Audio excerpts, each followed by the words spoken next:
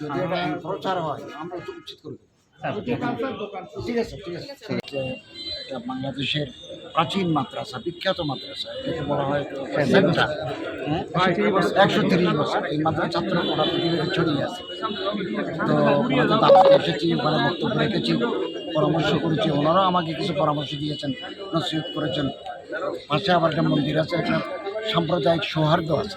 ওই মাদ্রাসার ছাত্র শিক্ষকরা কোনো দুর্বিপাক হলে দৌড়ে আসেন, হাতে হাত মিলিয়ে ওনারা দেশকে গড়ার চেষ্টা করছেন। এটা খুব সাম্প্রদায়িক সৌহার্দ্যের একটা নজির এখানে রয়েছে, এটা আমাদের জন্য অনুকরণীয়।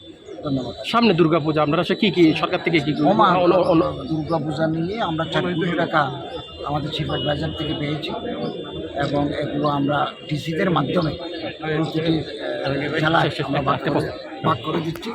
আর